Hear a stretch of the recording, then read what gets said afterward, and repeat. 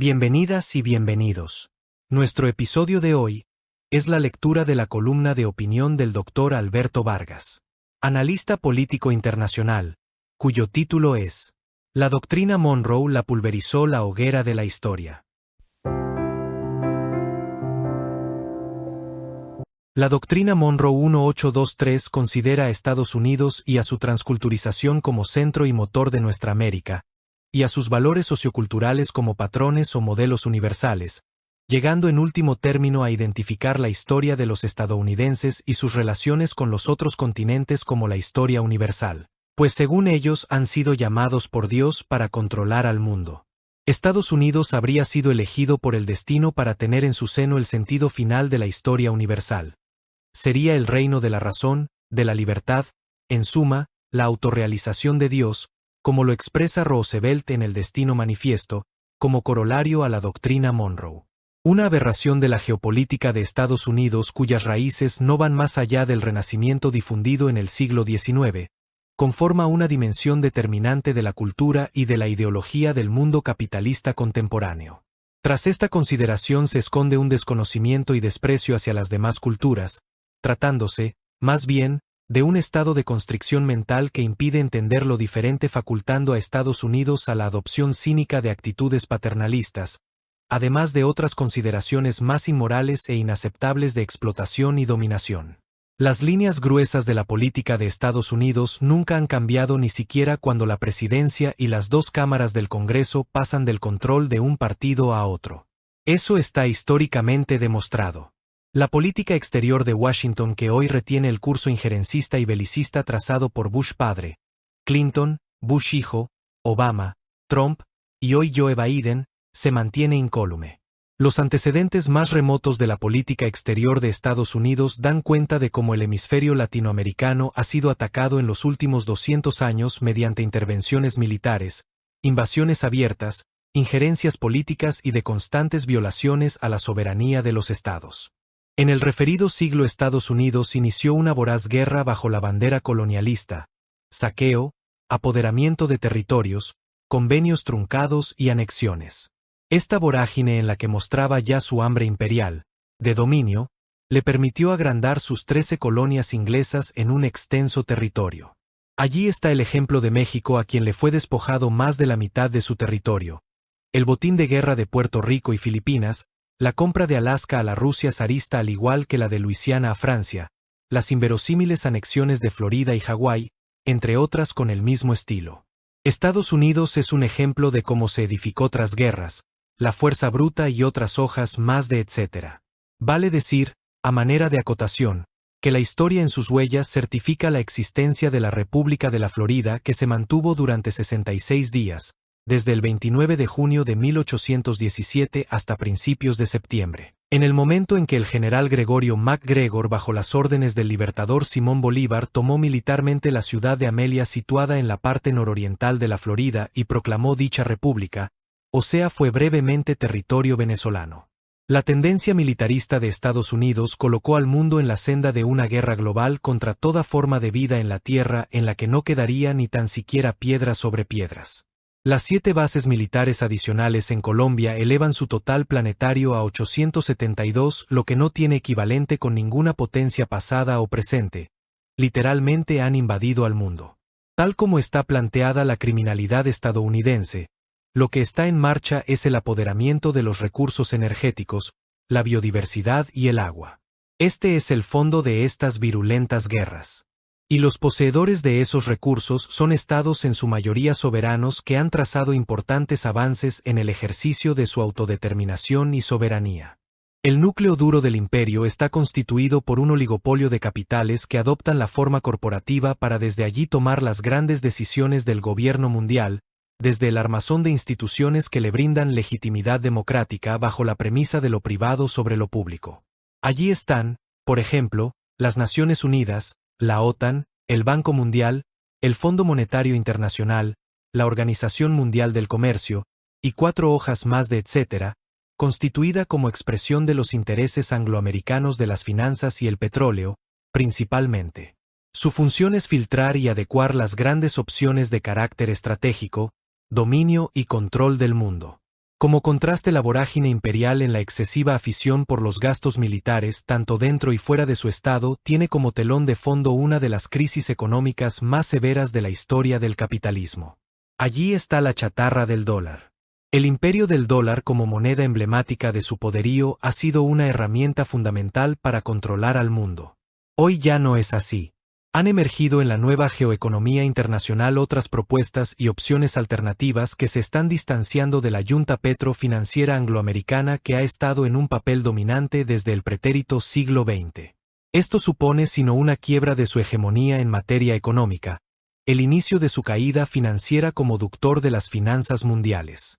En consecuencia, al revisar la historia de ayer y la de hoy podemos visualizar que el plan expansionista de Estados Unidos configurado desde 1823 con la vetusta y obsoleta Doctrina Monroe que estuvo actualizada en forma continua y sucesiva por 2 siglos consecutivos. Los pueblos del mundo al unísono le están diciendo adiós no solo a esa criminal doctrina sino también al sueño americano.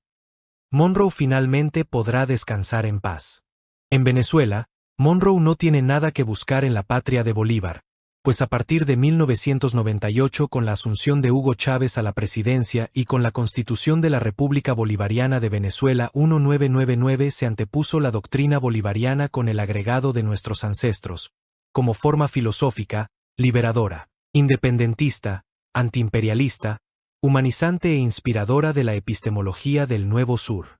Simón Bolívar, en fecha 5 de agosto de 1829, le advierte al pueblo venezolano y a la Gran Colombia: los Estados Unidos parecen destinados por la providencia para plagar la América de miserias a nombre de la libertad. Esto lo dijo un hombre que luchó con la pluma y la espada por la independencia de nuestra América, quien además, en fecha 3 de julio de 1822, escribió: me he burlado de la muerte muchas veces, y ésta me acecha delirante a cada paso. Así vivió el libertador, gloria epopéyica de nuestro gentilicio latinoamericano y la venezolanidad. Allí está, pues, repetimos, la doctrina de James Monroe, que es uno de los grandes temas de la historia de las relaciones internacionales del continente americano. Originalmente fue parte del mensaje anual del presidente Monroe al Congreso de Estados Unidos, en fecha 2 de diciembre de 1823, que con el tiempo se convirtió en parte fundamental de la política exterior norteamericana. Mucho de su significado descansa en el hecho de que su esencia ha sido por 200 años una parte integral del pensamiento norteamericano. El mensaje articuló ideas en la política exterior de Estados Unidos. La representación de la separación geográfica, política, económica y social del Nuevo Mundo con respecto al viejo continente, destacando los diferentes intereses estadounidenses. Los principios de Monroe complementaron el arraigado nombre que reciben los planes y programas políticos que inspiraron el expansionismo de Estados Unidos, tras la incorporación de importantes territorios que habían pertenecido al Imperio Español, que se resumen así: no a cualquier futura colonización europea en el Nuevo Mundo, abstención de Estados Unidos en los asuntos políticos de Europa, y no a la intervención de Europa en los gobiernos del hemisferio americano, América para los americanos. Estados Unidos inició su expansión territorial no en defensa de la América Latina sino en perjuicio de los países que se habían independizado de la corona española. Los gringos privaron de su independencia a los pueblos de Filipina, Hawái, Puerto Rico, Haití y República Dominicana. Menoscaban la soberanía de las hermanas naciones de Cuba, Nicaragua, Honduras y Panamá, imponiendo servidumbres políticas, militares y económicas. Le segregaron a Colombia su provincia de Panamá. Intervinieron en México ocupando por la fuerza el puerto de Veracruz y la parte de la frontera septentrional. Esta época fue llamada el Destino Manifiesto, el cual se definió, a saber, es un hecho inevitable y lógico que nuestro destino manifiesto es controlar los destinos de América. A lo que se agrega la proclama de Teodoro Roosevelt, en fecha 2 de abril de 1903, hablad con suavidad y llevad un grueso bastón. Iréis lejos, una fórmula que se convirtió en el eslogan de la política exterior de Estados Unidos. Roosevelt, en el mensaje anual de 1904, complementando la doctrina Monroe, formuló el siguiente corolario: si una nación demuestra que sabe actuar con una eficacia razonable y con el sentido de las conveniencias en materia social y política, si mantiene el orden y respeta sus obligaciones, no tiene por qué temer una intervención de los Estados Unidos. La injusticia crónica o la importancia que resultan de un relajamiento general de las reglas de una sociedad civilizada pueden exigir a fin de cuentas, en América o fuera de ella, la intervención de una nación civilizada. En el hemisferio occidental, la adhesión de los Estados Unidos a la doctrina Monroe puede obligar a los Estados Unidos, aunque en contra de sus deseos en casos flagrantes de injusticia o de impotencia, a ejercer un poder de política internacional. Asimismo, a través del secretario de Estado, Richard Olney, el presidente Stephen Grover Cleveland hizo saber a Gran Bretaña y al mundo entero que los Estados Unidos son prácticamente soberanos en este continente y su voluntad es ley para las cuestiones en que intervienen. Todo esto forma parte de la verdad profetizada por Bolívar acerca de la amenaza estadounidense en el hemisferio de Latinoamérica y el Caribe. En 1998 triunfa la Revolución Bolivariana, acto que devino nuevos paradigmas tanto para los sectores populares como para la izquierda revolucionaria, protagonistas directos del hecho histórico, como para el resto de las naciones latinoamericanas y caribeñas, y a la vez, para esa parte mayoritaria del mundo que durante siglos ha sido, y sigue siendo víctima de las depredadoras, abusivas y criminales prácticas de poderes despóticos, coloniales e imperialistas. Chávez, representante genuino de su pueblo con quien se comunicaba como nunca ningún gobernante antes lo había hecho, sentía ya de joven un visceral repudio por la oligarquía y el imperialismo. Ese sentimiento fue luego evolucionando hasta plasmarse en un proyecto racional, el socialismo bolivariano, o del siglo XXI. Fue Chávez quien, en medio de la noche neoliberal, instaló en el debate público latinoamericano y en gran medida internacional la actualidad del socialismo. Más que eso, la necesidad del socialismo como única alternativa real, no ilusoria, ante la inexorable descomposición del capitalismo, denunciando las falacias de las políticas que procuran solucionar su crisis integral y sistémica preservando los parámetros fundamentales de un orden económico-social históricamente desahuciado. Autor: Alberto Vargas. Abogado y periodista, egresado de la Universidad Central de Venezuela, con posgrado en Derecho Tributario y Derecho Penal. Profesor universitario en la Cátedra de Derechos Humanos. Un análisis histórico, geopolítico y económico que concluye con una tesis clara: el fin del sueño americano y de la doctrina Monroe.